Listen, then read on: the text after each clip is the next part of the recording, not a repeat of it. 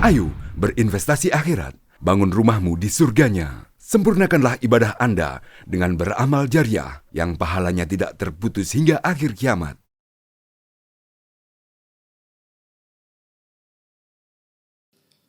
A'udzu billahi minasy syaithanir rajim.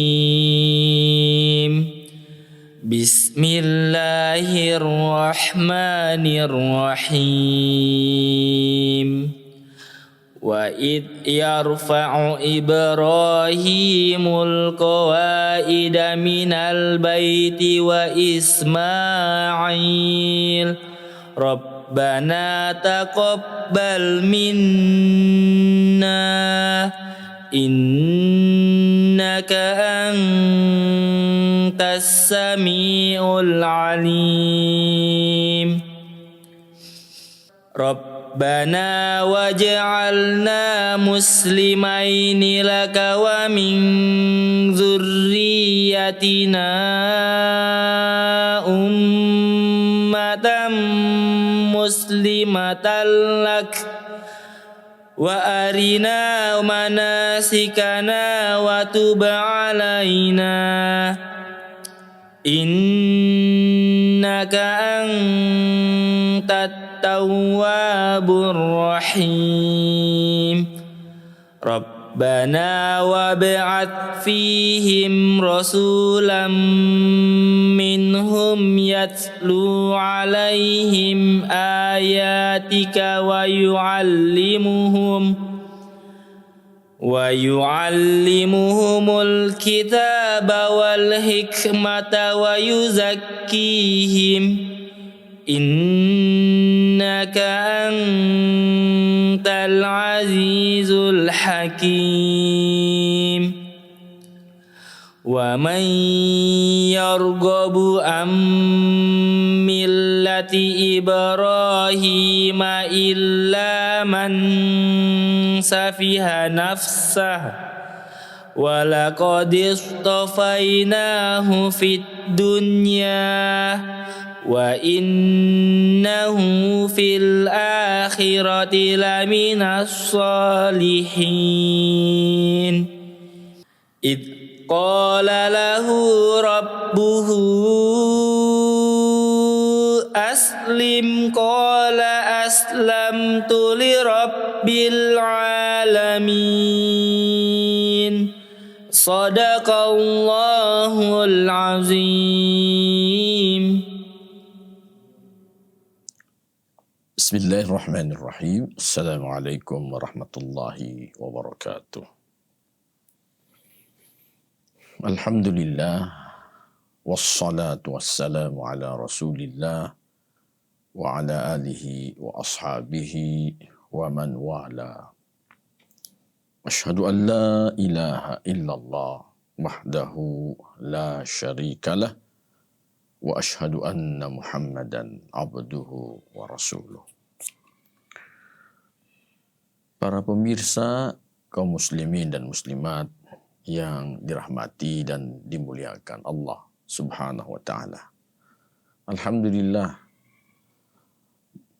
tentu karena izin Allah Subhanahu wa taala kita kembali bisa bersilaturahim di acara rutinitas kita, yaitu kajian tafsir Al-Qurtubi.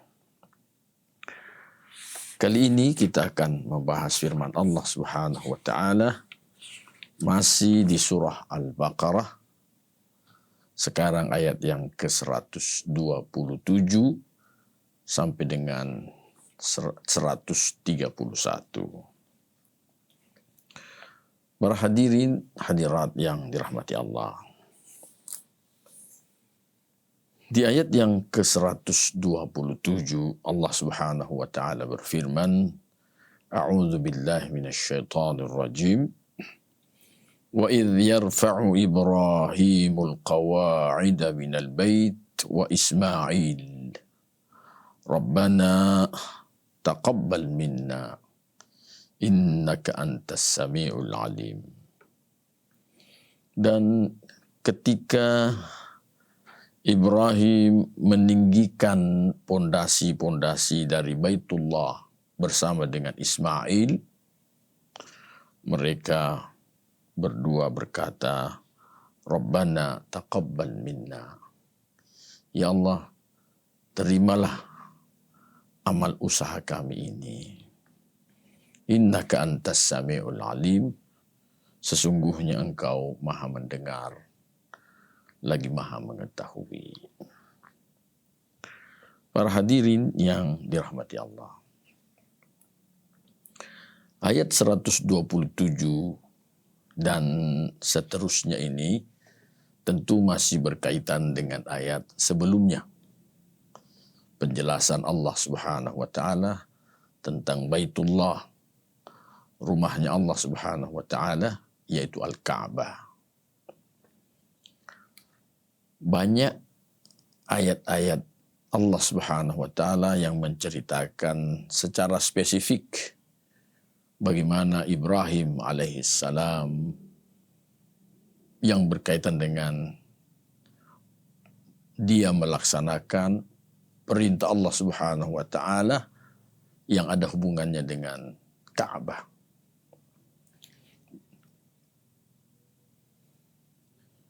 Di ayat ini, jemaah sekalian, Allah menjelaskan bahwa Nabiullah Ibrahim alaihissalam termasuk orang yang punya jasa di dalam membangun Ka'bah. Meskipun tentu pekerjaan beliau itu belum sempurna 100%. Artinya bangunan Ka'bah itu belum sempurna 100% seperti yang kita saksikan saat ini.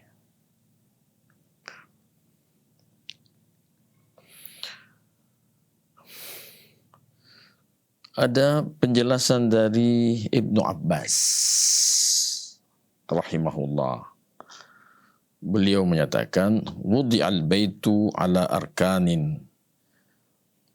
Baitullah itu diletakkan oleh Allah atas beberapa pondasi-pondasi, rukun-rukun. Ra'aha qabla an tukhlaqad dunya bi alfi am. Itu diperlihatkan oleh Allah Subhanahu wa taala sebelum diciptakan dunia ini 2000 tahun. Sebelum 2000 tahun diciptakannya dunia ini, kemudian Allah sudah memperlihatkan itu rukun-rukun atau pondasi ya tentang Ka'bah itu. Summa duhiyatil ardu min tahtih. Kemudian bumi ini, Ka'bah itu dijadikan sebagai pusarnya bumi ini. Ini pendapat dari Ibnu Abbas. Sementara pendapat yang lain dinyatakan bahwa wa dzakaral Mawardi an Atha. Mawardi dari Atha menyebutkan bahwa juga dari Ibni Abbas, dia berkata, lamma uhbita Adamu minal jannati ilal ard, tatkala Adam itu diturunkan dari surga ke bumi ini, qala lahu, Allah Subhanahu wa taala berfirman kepadanya, ya Adam, wahai Adam, izhab, pergilah engkau, fabnili baitan, bangunkan rumahku, bangunkan bagiku rumah, wa tuf bihi, kemudian setelah itu tawaflah di rumah itu, wadhkurni indah, dan selalulah mengingat-ingat aku di sisi rumah itu. Kama ra'aital malaikata tasna'u haula arsy, sebagaimana engkau melihat para malaikat melakukan hal-hal mengelilingi di sekitar arasku. Fa'aqabala Adam, lantas Adam menerima perintah itu. Jemaah yang dirahmati Allah, tentu tak ada pertentangan antara penjelasan pertama dari Ibnu Abbas dan penjelasan yang kedua, bahwasanya ya pondasi dasar sudah Allah letakkan di muka bumi ini, kemudian Nabi Adamlah yang diperintahkan oleh Allah untuk pertama kali membangun Ka'bah itu. Jemaah yang dirahmati Allah. Di surah Ali Imran ayat 96, Allah juga menjelaskan bahwa memang bangunan yang pertama kali yang Allah letakkan di muka bumi ini adalah Makkah, yang terletak di Makkah. Allah nyatakan, inna awwala baitin wudi'a lin-nasi lalladzi bi Bakkata mubaraka wa hudan lil alamin. Sesungguhnya rumah yang pertama kali yang Allah letakkan untuk manusia benar-benar yang berada di Makkah, di Bakkah yang diberkahi. Wahudan lil alamin, dan itu sebagai petunjuk bagi manusia di alam ini. Kaum muslimin yang dirahmati Allah. Seperti yang dijelaskan dan disampaikan oleh Ibnu Abbas bahwa Nabi Adam alaihissalam adalah orang yang pertama kali yang diperintahkan oleh Allah untuk membangun Ka'bah, membangun Baitullah. Kemudian seiring perjalanan waktu, rumah itu, bangunan itu mengalami perubahan, terutama ketika terjadinya banjir besar di masa kenabian Nabi Nuh alaihissalam. Beberapa bangunan dari Ka'bah itu tentu lepas, runtuh. Kemudian Nabiullah Ibrahim alaihissalam, orang kedua yang kembali membangun Ka'bah itu. Ya, di sini dinyatakan fahadza bina'u Adam alaihissalam summa banahu Ibrahim alaihissalam. Bangunan yang pertama dilakukan, pembangunan pertama dilakukan oleh Nabi Adam alaihissalam. Kemudian setelah itu ya dibangun kembali oleh Nabiullah Ibrahim alaihissalam. Wa idh yarfa'u Ibrahimul qawaida minal baiti wa Ismail Rabbana taqabbal minna innaka antas samiul alim. Ada hal yang menarik, ya, menggembirakan sekaligus menjadi petunjuk bagi kita semua. Nabi Ibrahim bersama dengan anaknya setelah membangun Ka'bah itu, apa yang mereka berdua lakukan? Mereka memohon kepada Allah Subhanahu wa taala agar pekerjaan mereka itu diterima oleh Allah Subhanahu wa taala. Rabbana taqabbal minna innaka antas samiul alim. Jemaah yang dirahmati Allah. Kita tentu alangkah baiknya kalau apa yang pernah dilakukan oleh Nabiullah Ibrahim alaihissalam, doa yang beliau lantungkan sesudah bekerja keras, tentu kita juga bisa melakukannya. Dan ini adalah sesuatu yang terpuji.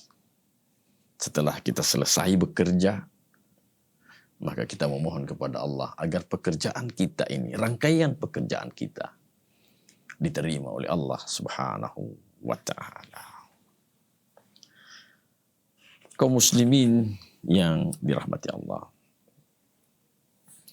Selanjutnya di ayat yang ke-128,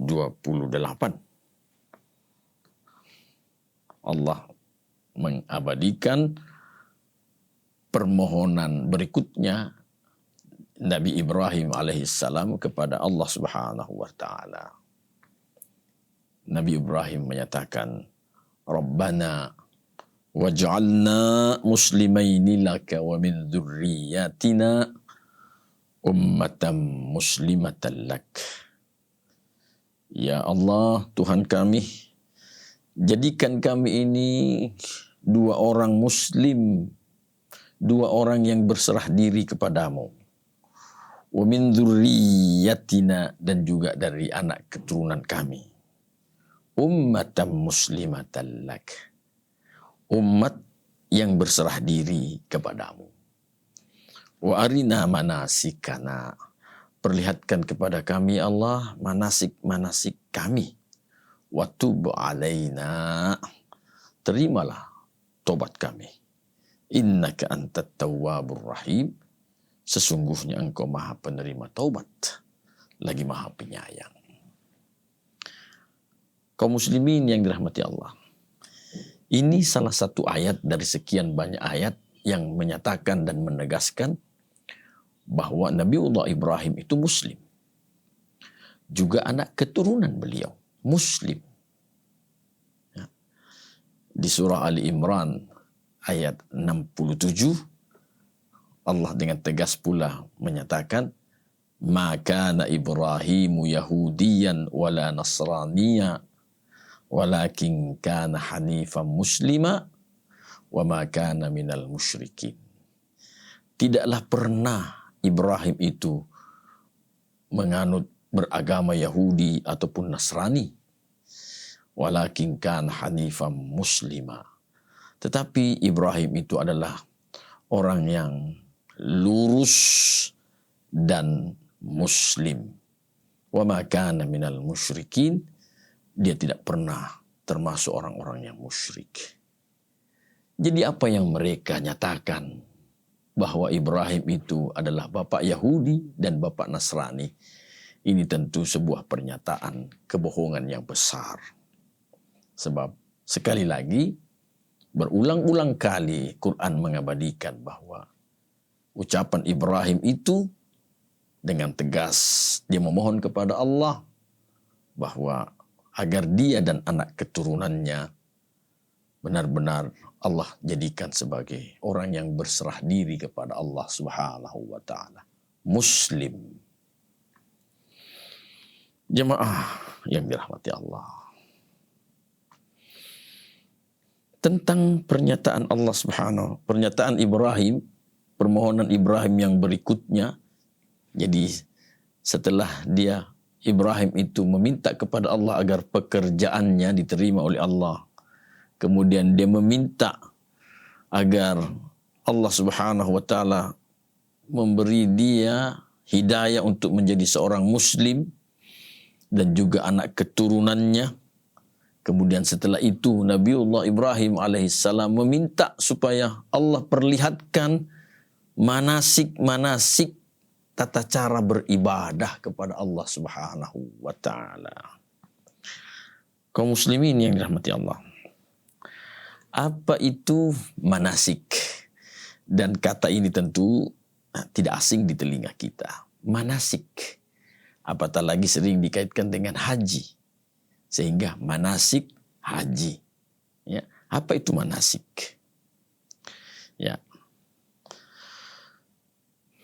Di sini dikatakan berkata Qatadah dan Suddi yang dimaksud dengan wa arina manasikana adalah manasik haji, wa ma'alimahu dan juga pengetahuan-pengetahuan yang berkaitan dengan itu.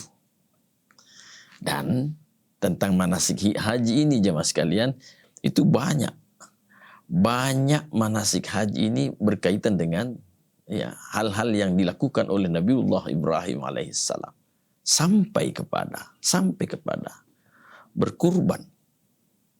Itu berkaitan dengan Nabiullah Ibrahim dan anaknya Ismail sampai kepada air Zam-Zam.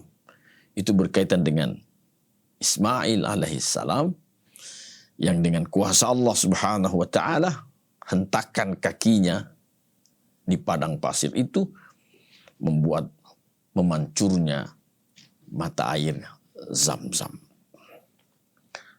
Jadi manasik haji yaitu ma'alimuhu, yaitu bagaimana tata cara pengetahuan tentang manasik haji itu. Kemudian berkata Mujahid, Atha dan Ibnu Juraij, al-manasiku yang dimaksud dengan manasik itu adalah al-madzabihu. Bagaimana tata cara penyembelihan. Ya, bagaimana tata cara penyembelihan dan di mana tempatnya penyembelihan itu. Karena ada tempat-tempat spesifik seseorang ditujukan oleh Allah untuk bisa menyembelih di tempat itu. Waqila, dan ada pula pendapat yang menyatakan jami'ul muta'abbidat. Semua hal-hal yang berkaitan dengan penyembahan kepada Allah Subhanahu wa taala. Jadi memang spesifiknya adalah manasik haji, tetapi juga persoalan pengabdian, tata cara kita beribadah kepada Allah Subhanahu wa taala itu juga dimasukkan dengan manasik. Bahkan bagaimana proses penyembelihan, tata cara penyembelihan, dan di mana tempatnya itu juga disebutkan dengan manasik. Dalam perkataan yang lain, ya, di sini dinyatakan an-nasik yaitu al-abid. Orang yang nasik itu adalah al-abid, orang yang melakukan penyembahan kepada Allah Subhanahu wa taala. Wa arina manasikana. Perlihatkan kepada kami Allah tentang cara-cara kami dalam menunaikan peribadatan kepadamu ya Allah berkaitan dengan ibadah haji. Karenanya Rasulullah SAW dalam hadis spesifiknya beliau menyatakan tentang haji, beliau menyatakan khudhu anni manasikakum. Ambillah dariku tentang tata cara manasik haji kalian. Karenanya jemaah sekalian, dalam rangkaian ibadah haji kita tidak boleh kita melakukan sesuatu yang di luar dari tuntunan Allah dan tuntunan Rasulullah sallallahu alaihi wasallam. Tidak dibenarkan memakai pola fikir dan pola perasaan pribadi dalam menunaikan ibadah haji kepada Allah Subhanahu wa taala. Tetapi sekali lagi berdasarkan pengajaran-pengajaran dari Rasulullah sallallahu alaihi wasallam dan petunjuk dari Allah Subhanahu wa taala. Wa tub alaina. Ya Allah, terimalah tobat kami.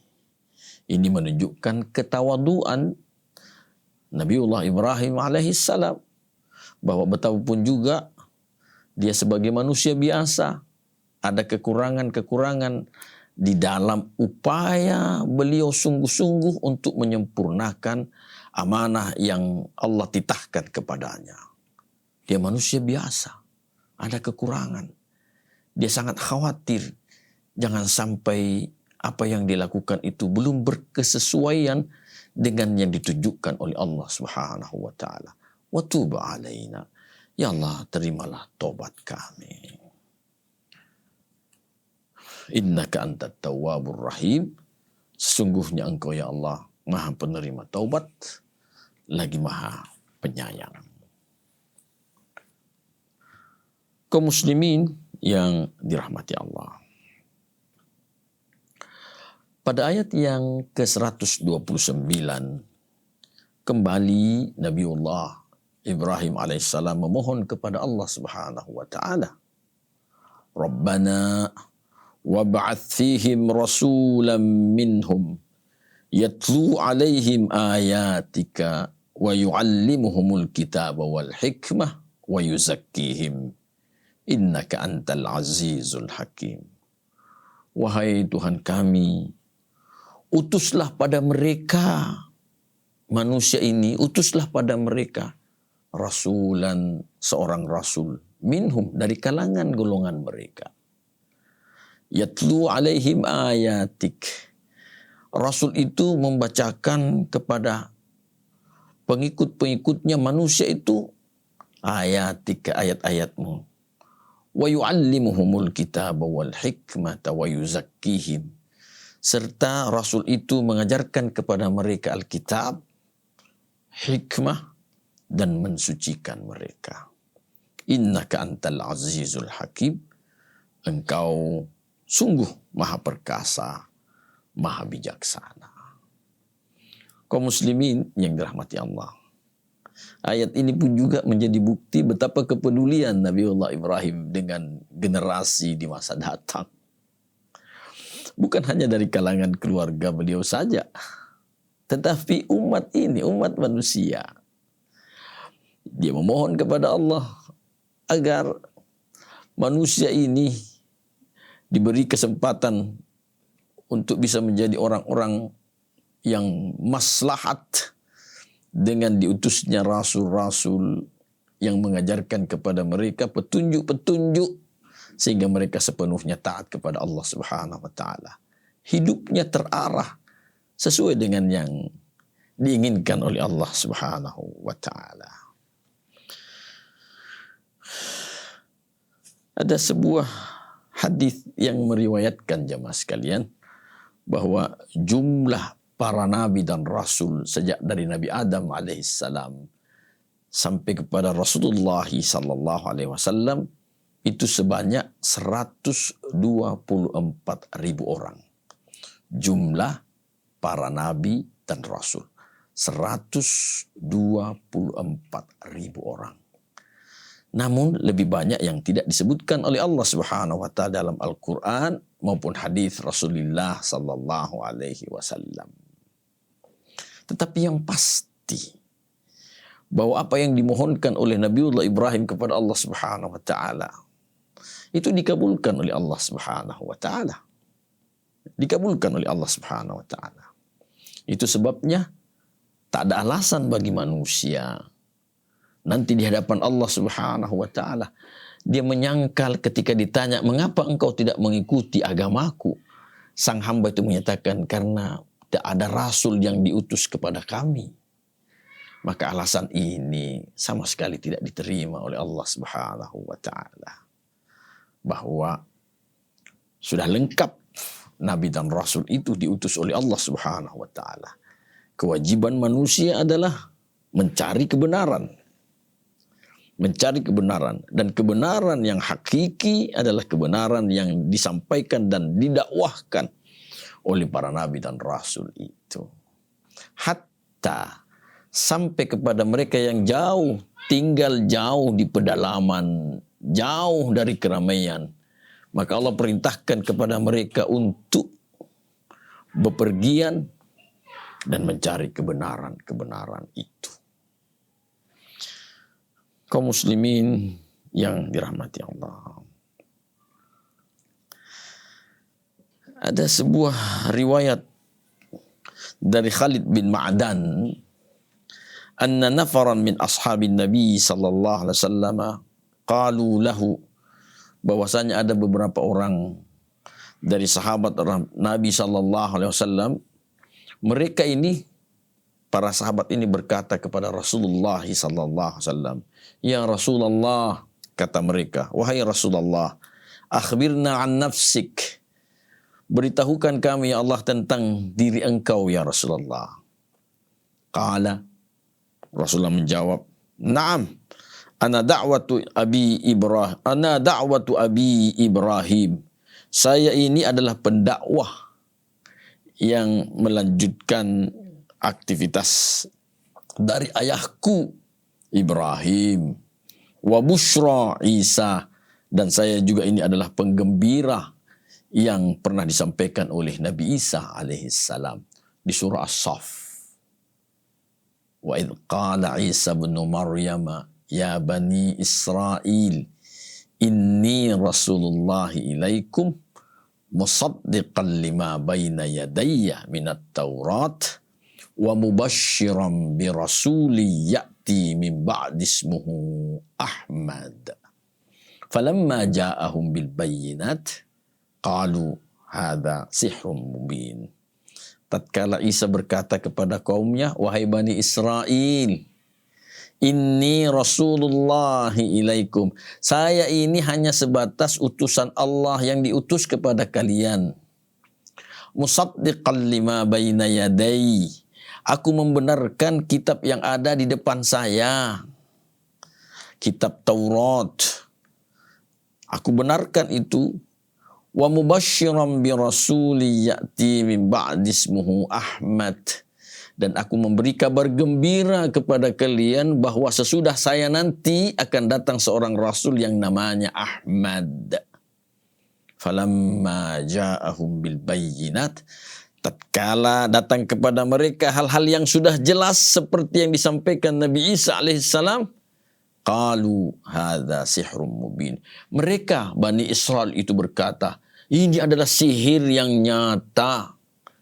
Dari ucapan sihir yang nyata itu konotasinya bisa kepada mereka menuduh Nabi Isa bahwa apa yang diucapkan oleh Nabi Isa dahulu kala itu adalah sebuah sihir yang pada saat ini menjadi kenyataan. Tentu ini ucapan yang terburuk yang diucapkan oleh orang-orang. Tentu tidak beriman kepada Nabi mereka dan tidak beriman kepada Nabi mereka. Itu artinya pula tidak beriman kepada Allah Subhanahu wa ta'ala. Jemaah yang dirahmati Allah.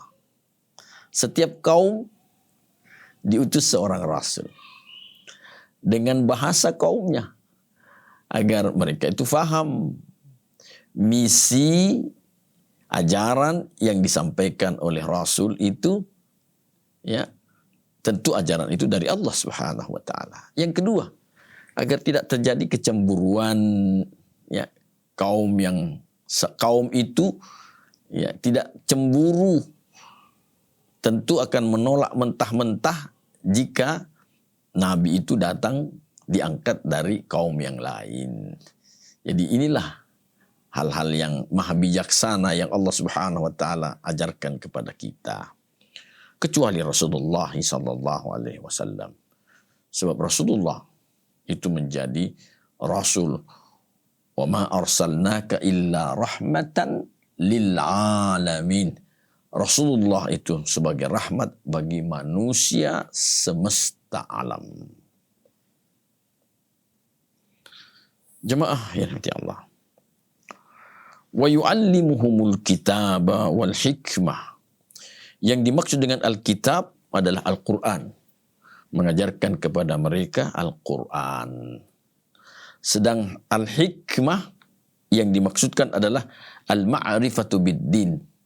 Ya, pengetahuan tentang agama. Pengetahuan tentang agama. Wal fiqhu fit ta'wil. Dan faham tentang ta'wil. Takwil itu yang dimaksudkan adalah bagaimana menerjemahkan dan mengaplikasikannya dalam kehidupan tentang sesuatu dari perintah Allah Subhanahu wa taala dan larangan Allah Subhanahu wa taala. At-ta'wil. Sedangkan yang dimaksud dengan tadi al-hikmah ada 3 sekalian, saya ulang, al-ma'rifatu bid-din, wal fiqhu bit ta'wil, dan yang ketiga wal fahmul ladzi huwa sajiyatu wa nurun minallahi ta'ala. Jadi yang dimaksud dengan al-hikmah adalah al-ma'rifatu bid-din, faham tentang beragama, mengerti tentang agama, tahu tentang agama, wal fiqhu fit ta'wil, faham tentang ta'wil. Kemudian wal fahmul ladzi huwa sajiyatun wa nurun minallahi ta'ala, dan memahami sefaham-fahamnya sehingga yang demikian itu menjadi pelita dan cahaya dari Allah Subhanahu wa taala. Adapun Qatadah rahimahullah, beliau mengatakan al-hikmah, yang dimaksud dengan hikmah adalah as-sunnatu wa bayanus syara'i', yaitu sunnah dan penjelasan-penjelasan syariat. Apa itu sunnah jemaah sekalian? Sunnah bisa diartikan dengan ajaran-ajaran atau jalan yang ditempuh oleh para nabi dan rasul tadi. Jadi al-hikmah yaitu sunnah, wa bayanus syara'i', dan penjelasan-penjelasan tentang syariat-syariat Allah Subhanahu wa taala. Ada pendapat lain yang menyatakan waqila, yang dimaksud al-hikmah adalah al-hukmu wal qada'u khassatan, yaitu persoalan hikmah itu adalah persoalan hukum dan keputusan yang spesifik secara khusus. Semuanya ini menurut ulama kita disebutkan wal makna mutaqaribun. Semua makna-makna tadi itu saling berdekatan pengertiannya antara satu dengan yang lain. Wa yu'allimuhumul kitaba wal hikmata wa yuzakkihim. Yuzakkihim. At-tazkiyah. Itu yang akrab di telinga kita. At-tazkiyah. Yaitu at-tathhir. Kebersihan. Ada beberapa kebersihan yang dianjurkan oleh ulama kita berdasarkan keterangan Quran maupun hadis Rasulullah sallallahu alaihi wasallam. Dan ini hendaknya menjadi perhatian serius kita jemaah sekalian. Yang pertama adalah taharatun niyah. Kebersihan niat kita. Artinya apapun yang kita akan lakukan memang diniatkan karena Allah Subhanahu wa taala. Innamal a'malu binniyat. Seluruh amalan-amalan itu tergantung dari niatnya. Wa innama likulli imri'in ma nawa. Dan seseorang mendapatkan ganjaran dari Allah sesuai dengan apa yang dia niatkan. Faman kanat hijratuhu ilallahi wa rasulih. Siapa yang hijrahnya itu karena Allah dan Rasulnya. Fahijratuhu ilallahi wa rasulih. Maka hijrahnya itu dihitung sebagai hijrah karena Allah dan Rasulnya. Wa man kanat hijratuhu lidunya aw imra'atin yankihuha. Siapa yang hijrahnya karena faktor urusan dunia atau ada perempuan yang mau dinikahinya, fahijratuhu ila ma hajara ilaih. Maka nilai hijrahnya sesuai dengan apa yang dia inginkan. Karenanya jemaah sekalian, agar benar-benar kita memperoleh keuntungan ganda dalam perjalanan kehidupan kita, keuntungan ganda, maka ketika memulai sesuatu, diniatkan karena Allah Subhanahu wa ta'ala, dan setelah itu sesuai yang diajarkan pula oleh Rasulullah, dimulai pekerjaan itu dengan ucapan basmalah. Maka keuntungan ganda yang kita peroleh adalah satu hasil dari amal usaha yang kita lakukan. Yang kedua, pahala di sisi Allah Subhanahu wa ta'ala.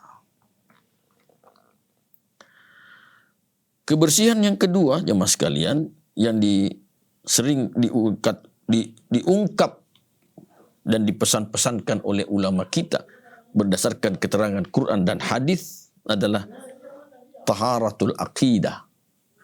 Kebersihan akidah, keyakinan kita. Jangan sekali-kali akidah kita ini dikotori dengan syirkum billah, syirik kepada Allah Subhanahu wa ta'ala. Akidah yang bersih, maka dengan akidah yang bersih itu seluruh bangunan ibadah kita pun juga akan baik. Sebaliknya kalau akidah kita kotor, maka bangunan ibadah itu tidak akan diterima oleh Allah Subhanahu wa ta'ala. Sia-sia di hadapan Allah Subhanahu wa ta'ala. Akidah yang bersih tentu berdasarkan Quran dan berdasarkan hadis Rasulullah sallallahu alaihi wasallam. Itu sebabnya salah satu dakwah serius Rasulullah kepada orang-orang Arab jahiliyah adalah meninggalkan perilaku budaya orang nenek-nenek moyang mereka dahulu, orang-orang jahiliyah itu. Meninggalkan budaya, perilaku nenek moyang mereka yang jahiliyah dahulu kala. Tinggalkan. Mereka harus beragama sesuai dengan Quran dan hadis. Inilah peribadatan dan akidah dan peribadatan yang bersih. Yang ketiga, kita sudah singgung sejenak tadi sekilas, yaitu taharatul ibadah, kebersihan ibadah kita. Ibadah yang bersih adalah ibadah yang sesuai dengan tuntunan Rasulullah SAW. Rasulullah dengan tegas menyatakan, "Man amila amalan laisa alaihi amruna fahuwa raddun." Siapa yang melakukan amalan yang tidak ada contoh dari kami, maka amalan itu tertolak. Dalam keterangan yang lain, lebih khusus tentang persoalan ibadah, Rasulullah tentang salat, Rasulullah menyatakan, "Sallu kama ra'aitumuni usalli." Salatlah kalian sebagaimana engkau melihat aku salat. Tentu Rasulullah tidak hidup di zaman kita ini. Atau katakanlah kita balik, kita tidak hidup sezaman dengan Rasulullah sallallahu alaihi wasallam.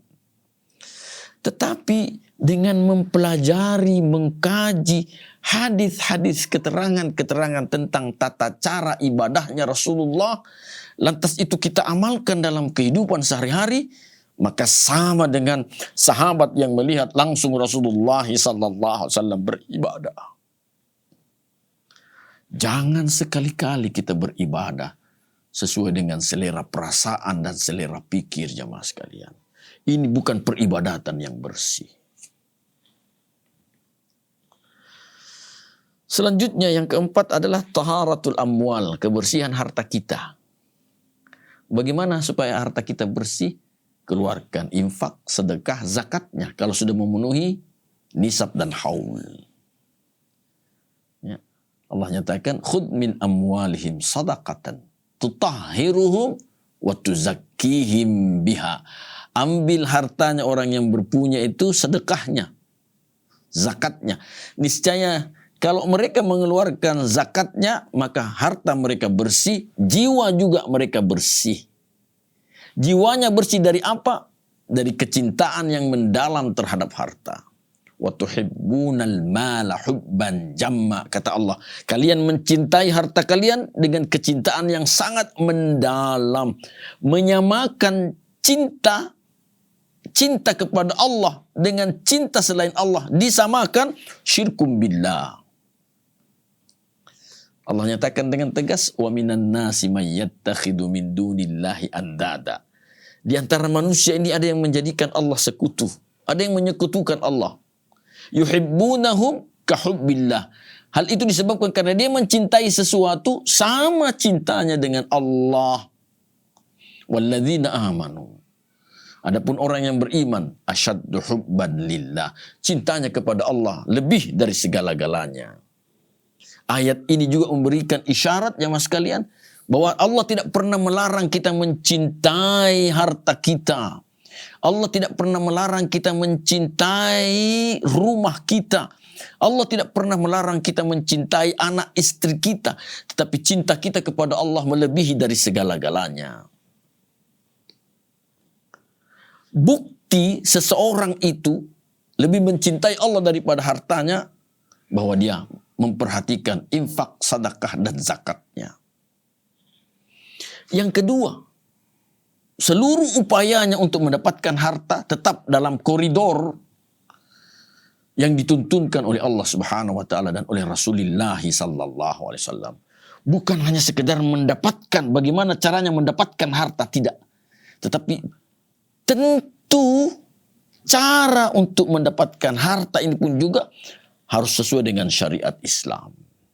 Setelah dapat pun juga, maka Allah masih menginginkan agar harta ini bersih, jiwa kita ini bersih. Karena jemaah sekalian, jangan mengabaikan infak, sedekah. Apalagi bagi yang punya kemampuan, zakat dari harta kalian, bapak-bapak, ibu-ibu sekalian, adalah sebuah keniscayaan. Kalau itu tidak dilakukan, maka mereka yang punya kemampuan untuk berzakat, lantas tidak berzakat, Allah nyatakan bahwa mereka memakan harta orang lain, haknya orang lain. Haknya. Wa fi amwalihim haqqul lis-sa'ili wal mahrum. Dalam harta orang yang berpunya itu ada haknya orang miskin yang meminta-minta dan orang miskin yang tidak meminta-minta.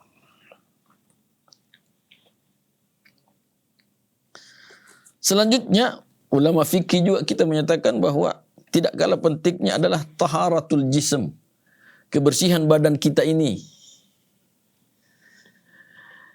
Ada tata cara yang Rasulullah SAW ajarkan kepada kita bagaimana caranya buang air kecil, bagaimana caranya buang air besar. Bagaimana caranya membersihkan diri dari najis. Ada tuntunannya.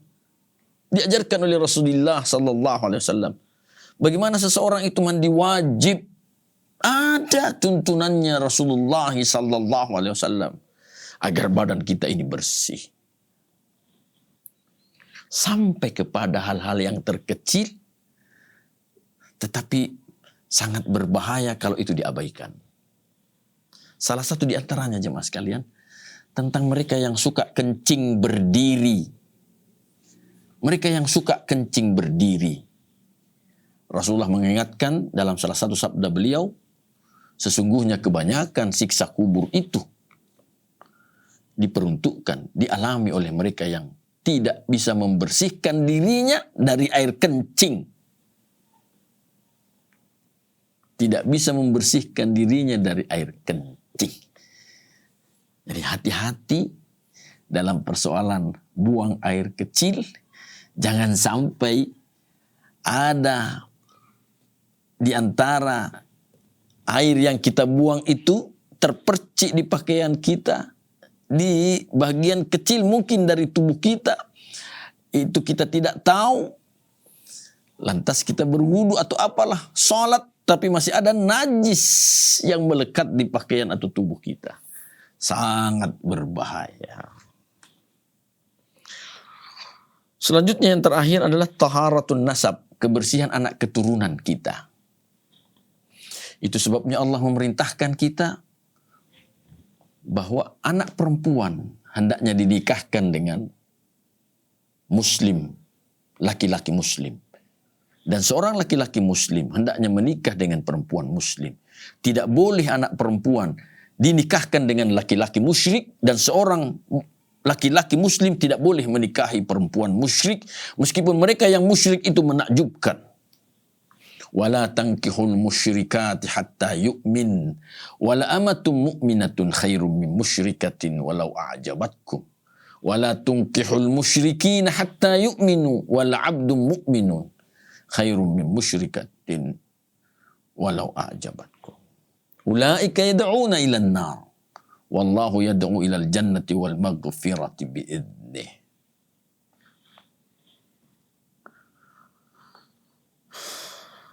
Termasuk yang tidak kalah bahayanya jemaah sekalian adalah seorang anak yang lahir dari hasil hubungan zina antara seorang perempuan dengan seorang laki-laki. Tentu anak ini tidak berdosa. Yang berdosa adalah perlakuan laki-laki dan perempuan tadi ini berzina. Tapi kesalahan ini, perzinahan menyebabkan lahirnya anak. Dan anak yang lahir dari perzinahan, Rasulullah menyatakan, tidak akan pernah mungkin dia bisa menghafalkan Al-Quran. Jemaah yang dirahmati Allah. Di ayat yang ke-130 Allah nyatakan, "Wa may yarghabu 'an millati Ibrahim illa man safiha nafsah." Siapa yang tidak suka agama yang Ibrahim bawakan, tidak suka, benci terhadap agama yang disampaikan Ibrahim, illa man safiha nafsah. Dia itu orang yang membodohi dirinya sendiri. Walaqad istafainahu fid dunya. Allah nyatakan benar-benar Ibrahim itu orang-orang di antara orang-orang yang kami pilih di dunia ini. Wa innahu fil akhirati laminas salihin. Dan sesungguhnya dia di akhirat termasuk salah seorang dari orang-orang yang saleh. Benci terhadap ajaran, ajakan dari orang yang baik, tentu ini sebuah kecelakaan. Sebuah kecelakaan. Jadi kalau ustadz, ulama mengajak kita kepada kebaikan berdasarkan Quran dan hadis, maka orang yang beriman itu pasti menyatakan sami'na wa ata'na. Kami dengarkan, kami taati. Tentu yang tidak mau mendengar dan tidak mau mentaati adalah orang yang bermasalah hatinya. Orang yang bermasalah akidahnya. Sehingga ajakan kebenaran tadi ditampi. Ya, ditampi. Bahkan banyak kasus yang mengajak kepada kebenaran itu orangnya pun juga dimusuhi. Sebagaimana juga banyak nabi dimusuhi oleh umatnya. Terakhir jamaah sekalian. Di ayat yang ke-131 Allah nyatakan, wa idh qala lahu rabbuhu aslim. Dan ketika Allah berfirman kepada Ibrahim, aslim, Islamlah engkau wahai Ibrahim. Qala, Ibrahim berkata, aslamtu li rabbil alamin. Saya Islam, saya berserah diri kepada pencipta alam semesta, kepada pemilik alam semesta. Saya berserah diri kepadanya. Jemaah yang dirahmati Allah, tentang al-Islam menurut kalamul Arab, ucapan orang Arab, yang dimaksud dengan al-Islam al-khudu'u wal-inqiyadu lil mustaslim, yaitu tunduk dan menyelamatkan diri bagi orang yang tadi berserah diri kepada Allah Subhanahu wa taala. Jadi seorang muslim dia harus tunduk, dengan ketundukannya menyerahkan diri kepada Allah Subhanahu wa taala, maka dia akan selamat. Sebaliknya kalau dia tidak tunduk dan tidak berserah diri kepada Allah, tidak akan selamat. Atau dia hanya tunduk sebahagian dari syariat Allah, petunjuk Allah, dan tidak taat terhadap sebahagian yang lain, tetap Allah menjamin dia akan dihinakan oleh Allah Subhanahu wa taala.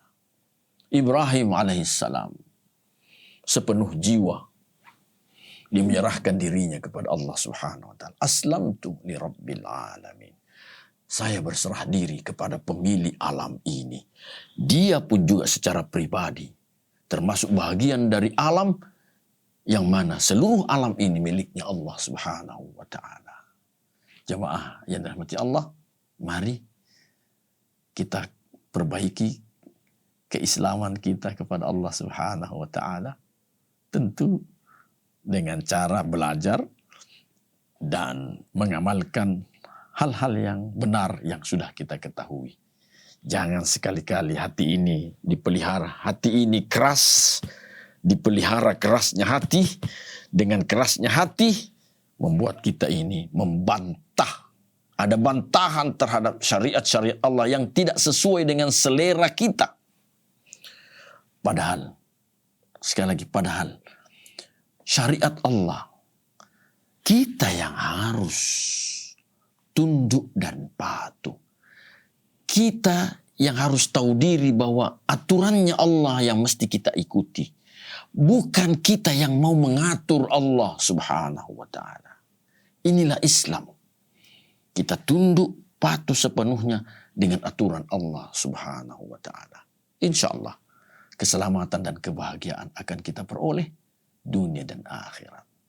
Semoga Allah Subhanahu wa taala senantiasa memberi hidayah, taufik dan inayahnya kepada kita semua, keluarga kita, dan juga masyarakat di lingkungan kita. Hadanallahu wa iyyakum ajma'in. Assalamualaikum warahmatullahi wabarakatuh.